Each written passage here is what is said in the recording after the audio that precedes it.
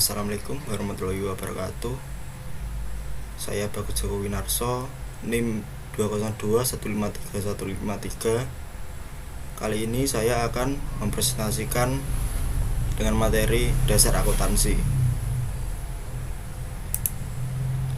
Tujuan dasar akuntansi adalah: yang pertama, menguraikan karakteristik sebuah perusahaan; kedua, menguraikan peran akuntansi dalam perusahaan; yang ketiga, menguraikan pentingnya etika bisnis dan prinsip-prinsip dasar perilaku yang etis; yang keempat, mengurangi profesi akuntansi; yang kelima, mengistirahatkan perkembangan prinsip-prinsip akuntansi dan mengaitkan dengan praktik akuntansi; dan yang terakhir, keenam, membuat persamaan akuntansi dan menjalankan setiap unsur dalam persamaan tersebut.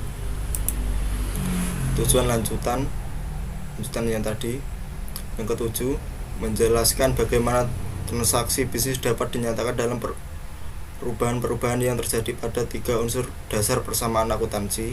8, menguraikan laporan keuangan perusahaan, perseorangan, dan menjelaskan bagaimana laporan tersebut saling berhubungan. Yang ke-9, menggunakan rasio kewajiban terhadap akuntansi pemilik untuk menganalisis kemampuan bertahan perusahaan dalam kondisi bisnis yang buruk. Jenis-jenis perusahaan manufaktur seperti Honda yang mempunyai produk mobil dan motor, kemudian Intel mempunyai produk komputer, Boeing mempunyai produk yaitu pesawat, Nike mempunyai produk sepatu dan pakaian olahraga, Coca-Cola mempunyai produk minuman, dan perusahaan Sony mempunyai produk barang elektronik. Yang selanjutnya adalah di bagian perusahaan dagang. Contohnya Carrefour yang memproduksi barang kebutuhan sehari-hari, Kit Station yang memproduksi mainan, Electronic City yang memproduksi barang-barang elektronik tentunya, Lands End yang membuat produk pakaian, Amazon membuat produk buku, CD, dan produk-produk lainnya melalui internet. Perusahaan jasa seperti Disney yang menyediakan hiburan, perusahaan Garuda Indonesia merupakan perusahaan transportasi, Marriott Hotels merupakan perusahaan hotel, Citibank adalah produk keuangan dan perbankan, Telkomsel mempunyai produk telekomunikasi. Jenis-jenis organisasi perusahaan dibagi 3, yaitu yang pertama perusahaan perseorangan, yang kedua persekutuan, yang ketiga korupsi atau perseorangan terbatas PT. Perusahaan perseorangan dimiliki oleh perorangan yang memiliki keunggulan, kemudahan pengaturan, biaya pengelolaan yang rendah, dan kelemahannya adalah sumber daya keuangan yang terbatas, kewajiban yang tidak terbatas. Persekutuan dimiliki oleh 2 atau lebih individu. Keunggulannya, sumber daya keuangan yang lebih besar dibandingkan dengan perusahaan perseorangan.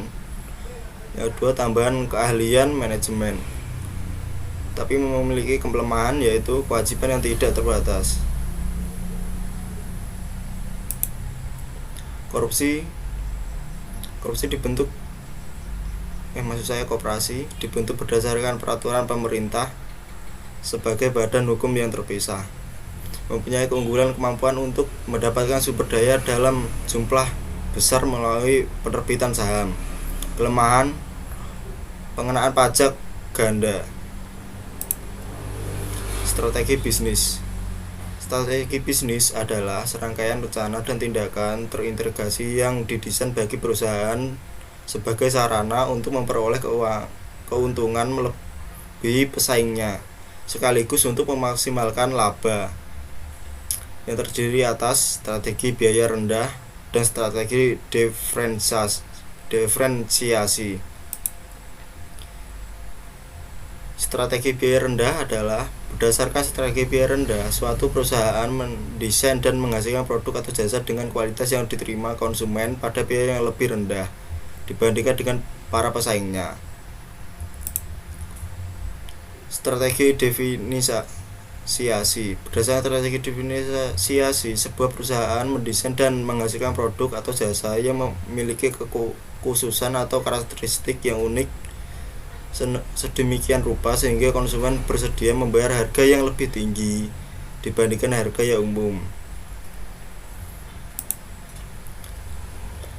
Selanjutnya, rantai nilai sebuah perusahaan.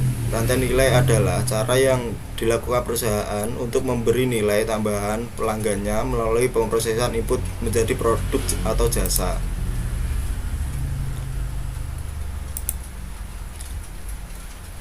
Diagramnya seperti input, kemudian diproses menjadi bisnis, kemudian menjadi produk atau jasa, kemudian menjadi nilai pelanggan. Pihak-pihak yang berkepentingan terhadap perusahaan adalah perorangan atau entitas yang mempunyai kepentingan dalam menentukan kinerja perusahaan. Proses penyediaan informasi. Yang pertama, mengidentifikasi pihak-pihak yang berkepentingan. Yang kedua, menilai kebutuhan informasi dari pihak-pihak yang berkepentingan. Yang ketiga, mendesain sistem informasi akuntansi untuk memenuhi kebutuhan pilihan yang bernilai tinggi. Yang keempat, mencatat data ekonomi berkaitan dengan aktivitas dan peristiwa bisnis. Yang kelima, menyusun laporan keuangan untuk pihak yang berkepentingan. Etika bisnis, yaitu prinsip moral yang menjadi dasar bagi perilaku yang etis. Yang pertama, hindari pelanggaran etika yang kecil. Kedua, pusatkan perhatian pada reputasi jangka panjang.